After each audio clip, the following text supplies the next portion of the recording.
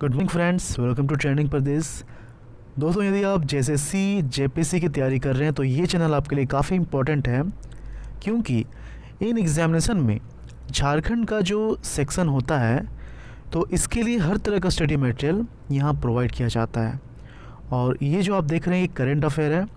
In examination में झारखंड के current affairs का काफ़ी ज़्यादा इम्पोर्टेंस होता है, क्योंकि इससे काफ़ी क्वेश्चंस पूछे जाते हैं। ठीक है, और आपको पता होगा कि इसके कंटेंट मिलने में कितनी दिक्कत होती है।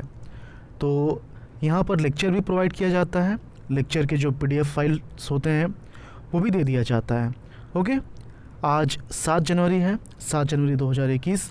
तो आज के जो भी इम्पोर्टेंट क्वेश्चंस हैं हम लोग उसको स्टार्ट करते हैं। चलिए, पहला क्वेश्चन है, झारखंड के किस क्षेत्र को तसर एवं हल्दी जोन के रूप में विकसित किया जाएगा? कुछ दिन पहले आपने ये क्वेश्चन पढ़ा होगा या फिर ये न्यूज़ सुना आपने होगा कि पाकुड़ ज़िले में जो हनी प्रोड्यूस होगी तो उसको जो है बाहनी के रूप में विकसित किया जाएगा, उस नाम से, उस ब्रांड से उसको बेचा जाएगा। तो बस उसी के बेसिस पर ही ये किया जा रहा है। तसर आपको पता होगा सिल्क के लिए फेमस है, और हल्दी तो इसके लिए क्या है कि खरसावां और कुचाई, जो कि सरायकेला खरसावां में ही बिलोंग करता है, तो इन दोनों क्षेत्र को तसर और हल्दी जोन के रूप में विकसित किया जाएगा। मतलब कि ऑप्शन डी जो है इसका सही आंसर है। ओके, देखिए, खरसावां और कुचाई क्षेत्र को तसर एवं हल्दी जोन के रूप में विकसित किया जाएगा। क्षेत्र में हल्दी एवं तसर की खेती को बढ़ावा देने के साथ साथ इसकी मार्केटिंग की भी व्यवस्था करने में जनजाति मंत्रालय की ट्राइब्स इंडिया सहयोग करेगी। जनजाति कार्य मंत्रालय ट्राइब्स इंडिया के जरिए खरसावां कुचाई की हल्दी को 170 देशों में पहुंचाने की व्यवस्था की जाएगी। ये जो किया जा रहा है इसमें अर्जुन मुंडा का काफ़ी बड़ा योगदान है। आपको पता होगा कि सेंट्रल ट्राइबल अफेयर्स मिनिस्टर हैं वो। हल्दी की जो ब्रांडिंग है ये भी खरसावां कुचाई के नाम से होगी। वहीं खूंटी लोकसभा क्षेत्र के तोरपा विधानसभा क्षेत्र को आम का जोन बनाया जाएगा। तमाड़ क्षेत्र में भी हल्दी की खेती को बढ़ावा दिया जाएगा। ओके, चलिए, सेकंड क्वेश्चन है, देश भर के 112 आकांक्षी जिलों में सरकारी योजनाओं के क्रियान्वयन में कौन सा जिला प्रथम स्थान पर रहा है? तो आपको पता होना चाहिए कि झारखंड में जो है, देखिए, पूरे देश में 112 आकांक्षी जिले हैं, और झारखंड की बात की जाए, झारखंड में 19 आकांक्षी जिले हैं।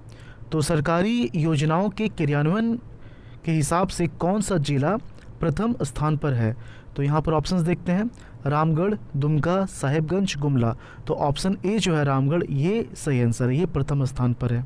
ओके, देश भर में चुने गए 112 आकांक्षी जिलों में सरकारी योजनाओं के क्रियान्वयन में झारखंड का रामगढ़ जिला प्रथम स्थान पर रहा है।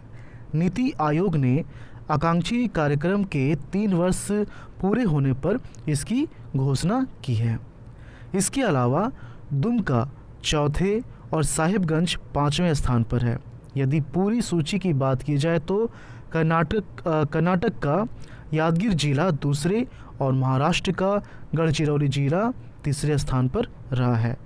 आकांक्षी जिलों में स्वास्थ्य, पोषण और शिक्षा समेत 6 विकासात्मक क्षेत्रों में हुई प्रगति के आधार पर जिलों को रैंक दिए गए हैं। ओके, चलिए, तीसरा क्वेश्चन है, अभी हाल ही में झारखंड के किस प्रयोगशाला की मान्यता समाप्त कर दी गई है? आपको पता होगा कि जैसे यूनिवर्सिटी है तो उसको ग्रेडिंग मिलता है एनबीए के थ्रू, अगर वो उसके मानक पे नहीं आएगा तो ग्रेडिंग नहीं मिलेगा।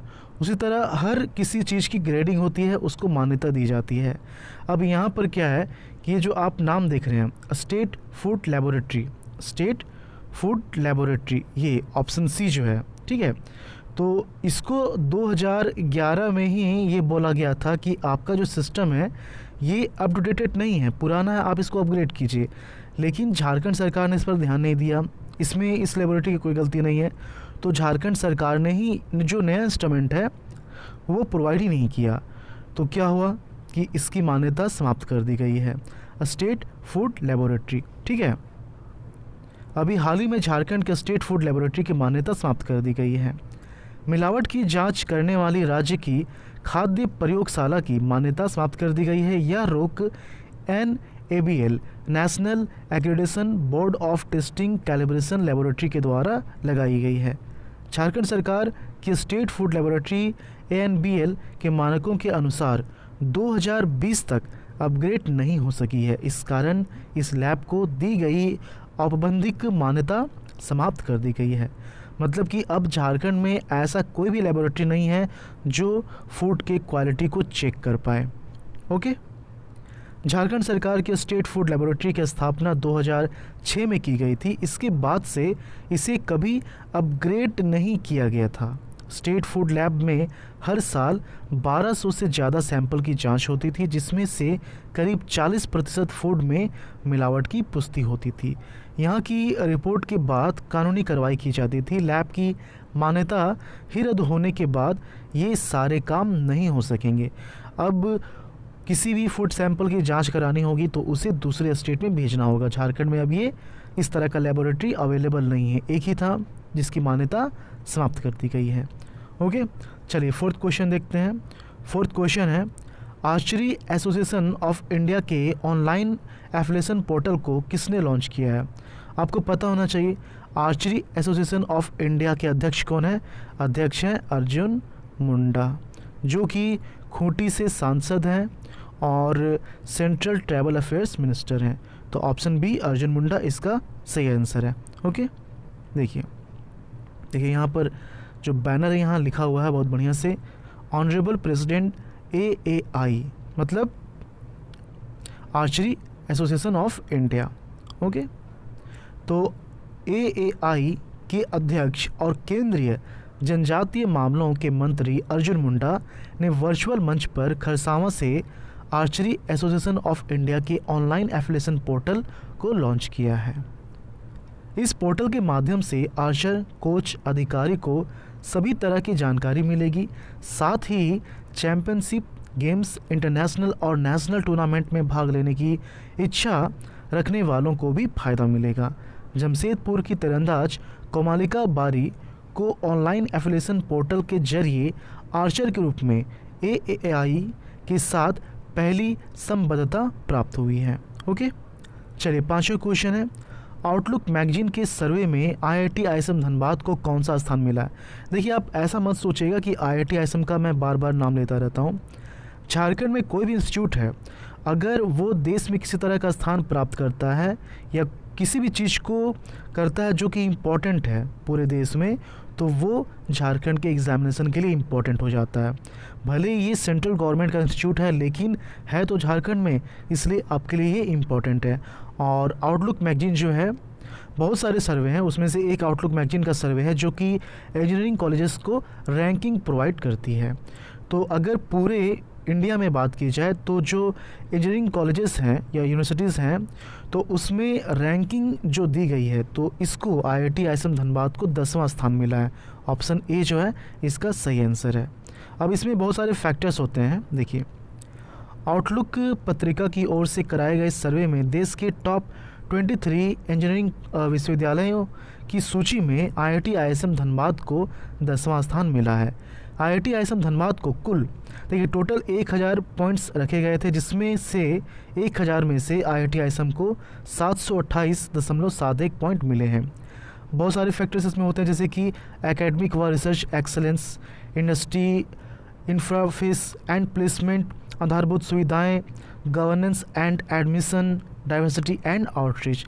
तो ये सभी कैटेगरीज होते हैं, फैक्टर्स होते हैं, जिसमें कि अलग अलग पॉइंट्स मिलते हैं और उन पॉइंट्स को मिलाकर ओवरऑल पॉइंट्स निकाला जाता है। ठीक है, इससे पहले भारत सरकार की ओर से जारी national institute of ranking framework में IIT ISM धनबाद को देश में इंजीनियरिंग में 12वां रैंक और ओवरऑल रैंकिंग में 22वां रैंक मिला था।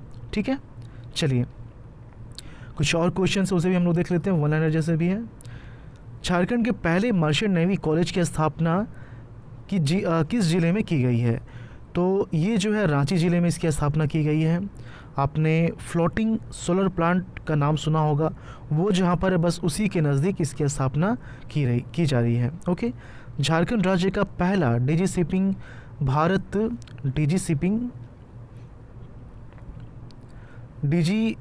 शिपिंग भारत सरकार द्वारा मान्यता प्राप्त मर्चेंट नेवी कॉलेज एक्वेसिस मैरीटाइम इंस्टीट्यूट की शुरुआत रांची के सिकिदरी में की गई है। वर्तमान में यहाँ कुल 80 सीट उपलब्ध हैं। ओके, 7वां क्वेश्चन है, झारखंड के कितने युवाओं को सरकार ने ग्रामीण युवा गाइड के रूप में जोड़ने का लक्ष्य रखा है? तो कुल जो है 72,000 युवाओं को सरकार ने ग्रामीण युवा गाइड के रूप में जोड़ने का लक्ष्य रखा है। ऑप्शन बी इसका सही आंसर है।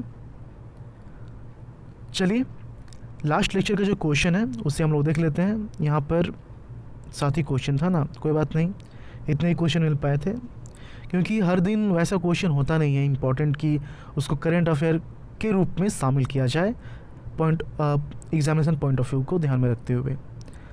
लास्ट लेक्चर का जो क्वेश्चन था, HEC किस देश की कंपनी के साथ पवन ऊर्जा के क्षेत्र में जॉइंट वेंचर में काम कर रही है? सभी लोगों ने इसका सही जवाब दिया था, और अगर आप सही जवाब दे रहे हैं बिना देखे, बिना सर्च किए, तो ये काफ़ी अच्छी बात है। मतलब कि आपकी जो तैयारी हो रही है झारखंड करंट अफेयर की, ये बहुत ही अच्छी तरीके से हो रही है। तो यहाँ पर ऑप्शन सी जो है जर्मन, ये सही आंसर है। ओके, दोनों मिलकर पवन ऊर्जा से संबंधित उपकरणों का उत्पादन और पवन ऊर्जा मिल की स्थापना करेंगे। समझौते के अनुसार स्काई विंड, बहुत लोगों ने ये नाम भी लिखा था, स्काई विंड इस कार्य के लिए HEC में 500 करोड़ तक का निवेश करेगी, जबकि HEC प्लांट मशीन और मैन पावर उपलब्ध कराएगा। ठीक है, आज के लिए आपका क्वेश्चन है, झारखंड के किस जिले से उत्तर पाषाण काल के अवशेष मिले हैं? रांची, सिमडेगा, हजारीबाग या फिर लातेहार? आप अपना आंसर जो है कमेंट करके बताएं। और एक चीज़ और मैंने स्टार्टिंग में बोला नहीं, क्रिएटिव एकेडमी रांची करके कोई है, उन्होंने कमेंट किया था कि इसे जो क्वेश्चंस हैं लास्ट डे का, उसको एक बार आप रिवाइज़ करा दीजिए। तो देखिए, ऐसे तो वीडियो का जो लेंथ है वो 13 से 16 मिनट, कभी कभी 17 भी पहुंच जाता है, तो इसके बीच रहता है। अगर उन क्वेश्चनों को भी रिवीजन कराया जाएगा तो 5 मिनट आप इसमें एक्स्ट्रा ऐड कर लीजिए। तो क्या आप लोग इससे सहमत हैं? ये काफ़ी अच्छी बात है, रिवीजन भी हो जाएगा, लेकिन 5 मिनट इसमें एक्स्ट्रा ऐड हो जाएगा, तो इस चीज़ के लिए आप तैयार रहिए। अगर आप लोग का जैसा कमेंट होगा उसके हिसाब से ये देखा जाएगा, उसमें मॉडिफिकेशन कर दिया जाएगा। ओके, तो कमेंट करके आप अपना फीडबैक देते रहें, इसलिए आपको बोला जाता है कि आप कमेंट हमेशा किया कीजिए। कमेंट्स जो हैं सभी लोगों के पढ़े जाते हैं, भले ही सभी लोगों का रिप्लाई ना दिया जा सके। ओके, चलिए मिलते हैं झारखंड के अगले वीडियो में। धन्यवाद।